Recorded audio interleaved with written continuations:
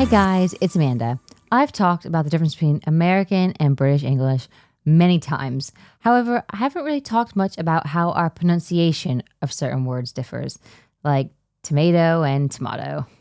And I think for the most part, I've kept the American pronunciation for most words, but over the years, I definitely say some things different. A lot of times, that's how people pick up on the fact that I'm an American because it's not always obvious where I'm from until I say things like zebra or water. And yes, I'm very aware that it's a T and not a D, but that's just the way it is. So today we are going to watch 20 words that Brits and Americans say differently. But before we do, let me know a word that springs to mind when we pronounce differently and put it in the comments. Welcome back to another lesson with me, Tom. Today we're looking at 20 words that Brits and Americans say totally differently. All that is coming right up.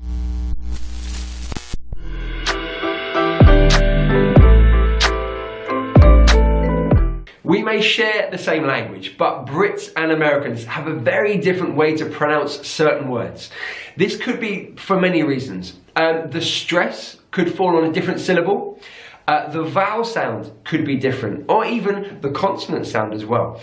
So I've taken 20 high frequency words and I'm going to show you how British English would say them and how American English would say them. Now, of course, in each aspect, so British English, there are many accents. In American English, there are also many accents.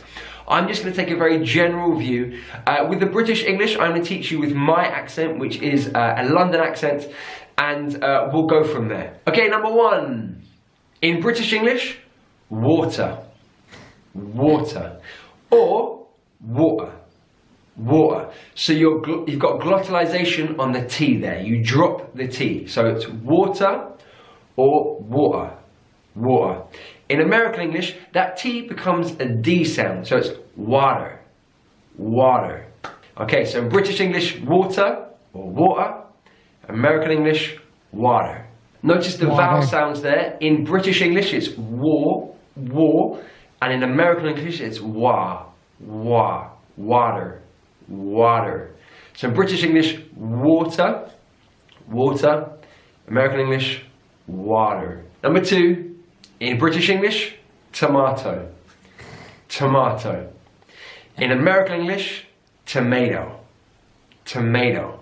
So the R, so in British English, the R sound, tomato, and then the vowel changes in American English, tomato, tomato. And that T again turns to a D sound, tomato, tomato, tomato. And the difference is actually quite important. I was in an American restaurant with a friend and he was ordering his dish, but he said he didn't want any tomatoes. And he said to the waiter, I don't want any tomatoes. And the waiter couldn't understand what he was saying until my friend said, I don't want any tomatoes. And then the waiter was like, oh, okay, no tomatoes. It was like, oh, okay, it really does matter which pronunciation you use. Okay, so that's a reason to learn the difference in pronunciation. Number three is our first example. I know that is everyone's favorite one to talk about, but it just blows my mind. How can someone hear the word tomato and not think it's a tomato? I mean, they're not that different. I don't know, that's just odd. But also, potato, tomato. I think that's right, isn't it? I mean, the spelling's there. Of where the stress is different in the word. So in British English, it's adult, adult. So the stress is on the first syllable. But in American English, it's adult, adult. So the stress is on the second syllable. Never thought about that one. Adult. In British English, advertisement. Advertisement. Stress is on the second syllable. In American English, advertisement. Advertisement. So the stress is now on the first syllable. Also, you'll notice there with the IS, that changes from, instead of advertisement, it's advertisement. So that it becomes I's rather than is. This is a classic one that I will never get on board with the British pronunciation of that word. It just does not sound right coming out of my mouth. Advertisement. Advertisement. See, I don't even know if I'm saying it right now, and I've just listened to him say it. Advertisement. Just flows so freely. Now, advert, I say that. Well, you've probably heard me say that. That's fine, because that's like a shortened version, you know? Oh, another advert. But obviously, that's just my opinion. I'm sure you guys feel exactly the same when I say advertisement. Always asked about, is it either or either? Well, in British English, it's either. Either. American English, either. Either. Which one do I say? I say both. I don't know why. I use both pronunciations, and I don't know when I use them, but I do. Sometimes I'll say either, sometimes I'll say either. I don't think about whether it's British English or American English. The same with neither. So it's neither in British English, neither in American English. Personally, I would say both. Neither, neither. Related to these two words is schedule.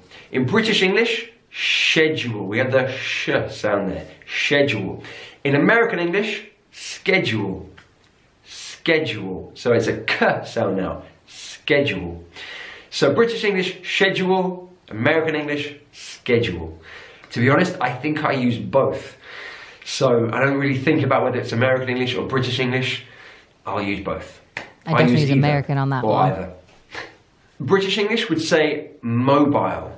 Mobile. So the stress on the first syllable and mobile. Isle. American English, mobile. Mobile. So stress is also on the first syllable, but it's bull, not isle, bull. Mobile. So British English, mobile.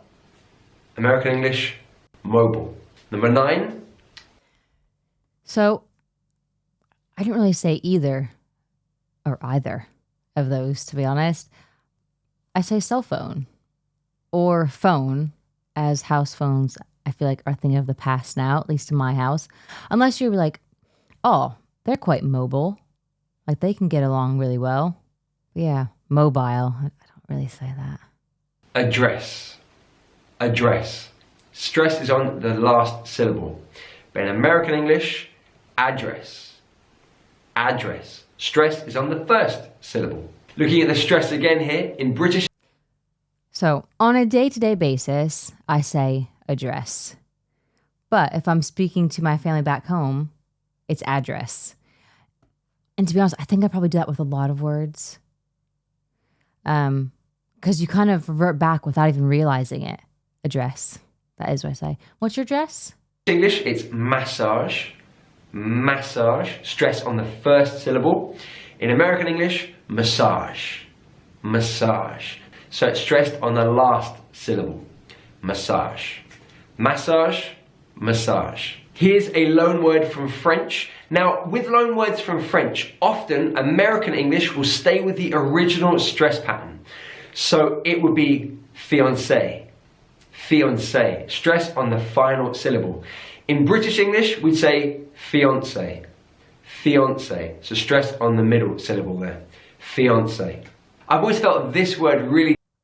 I'm not sure if I've lived here for too long because I can't actually remember, but I feel like I've always said fiancé, not fiancé.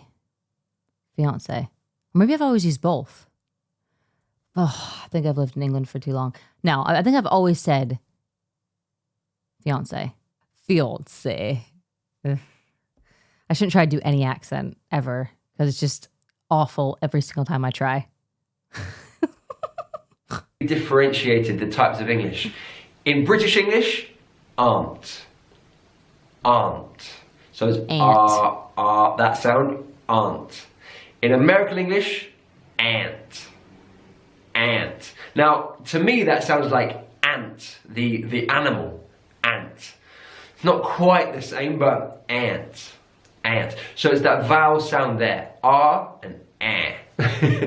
I apologize to all Americans now, my accent is not particularly good, but it's close enough, right? So aunt in British English, ant in American English. And this one is wildly different. All right, this one I don't really understand because in British English we say herb, Herb, we have the H, we give it the pronunciation, herb. In American English, herb, herb. They just take that H and they just throw it away, herb. Either way, it's... Just hold on 1 second. British always drop letters from the word. I mean, at the beginning of the video, when he said, I'm not even going to try, water, you drop the T. It's completely gone. So, forgive me. I think we should be forgiven for dropping that H because you guys do it all the time. In all words. Well, not all words. That's very dramatic. But in quite a few words. But let me know what word comes to mind when I said that. When you drop a letter from a word. Put it in the comments. The same meaning, okay? Herb, herb. I've noticed this one quite recently. In British English, we put the stress on the second word. So, World Cup. The World Cup. I'm talking about the football World Cup here, but it could be any World Cup. But in American English, they put the stress on the first word. So, World Cup. The World Cup. So, stress is on the first word. So, in British English, World Cup. The World Cup. In American English, World Cup. On the first. Another stress difference. In British English, defence. Defence. So, it's on the second syllable. Defence. In American English, defense. Defense. So it's on the first syllable. And that D is really pronounced. Defense. So in British English, defense. American English, defense. In British English. So I would say with that one, I've always used both pronunciations, but for different things. Like I would say defense if I was talking about sports. But in most other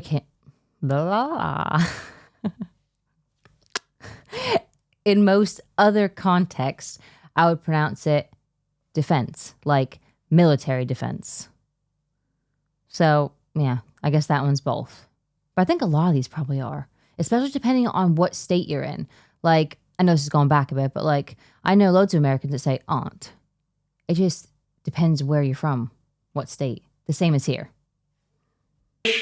Garage. Garage. Stress on the first syllable. Garage. American English, garage. Garage. So your stress is on the last syllable. Garage. Garage, garage. Another French word here. In British English, mayonnaise. Mayonnaise is on the last syllable. In American English, mayonnaise. Mayonnaise is on the first syllable. Mayonnaise. In British English, mayonnaise. In American English. Or just mayo. Much easier. Mayo. This word in British English, semi. So it could be like the semi-finals of the tennis tournament. Semi. In American English, semi. Semi. So the stress is on the last syllable there. Semi. In British English, semi. So Roger Federer has reached the semi-final. Roger Federer has reached the semi-final. In American English, Roger Federer has reached the semi-final. The semi-final. It's the difference. This one, there is a big difference. In British English, route. Route. In American English, route. Route. So it's that ow, ow sound. Route in British English, route in American English. So when you're using your sat nav, if you have it in British English, they'll say, this is the fastest route. In American English, they'll say, this is the fastest route. Route, route. And the final one for today, it's a classic one. Zebra, zebra. The Z sound. Well, even just the word Z. In British English, we say Z. In American English, they say Z. Z and Z. So there's a big difference already. And then when you've got the word zebra, in British English, it's zebra. American English, zebra. Zebra. Zebra, zebra. Alright, there are a load more words that I haven't been able to put into this video. So, yeah, I always say zebra. I must have got out the zoo like sore thumb. And now my kids say it as well. Look at the zebras. And I can just hear around me. It's zebra. It's zebra. But some words I don't know. Some words I just can't change. I don't know why. Some words just because it's not like a conscious thing. Like I don't consciously change the words because I speak how I speak. But some words, I don't know. I genuinely don't know. Some words I say, some words I don't. American, British, a little bit of a mix. Although there is one word that I thought was going to be on there. Aluminium. Aluminium. I'm not even sure that's how you even say it. Aluminum. Sounds so much better to my ears. But I thought for sure that word would be on there. But overall, I thought it was a great list. It still amazes me how much our pronunciation of certain words is so different. Even though they are usually, not all the time, usually spelled the same.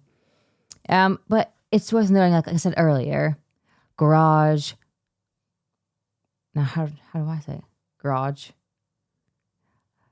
See, I genuinely do forget like the different pronunciations because I've been here. But it all depends what state you're in. Just like here in England, it depends where you live, the north, the south, wherever.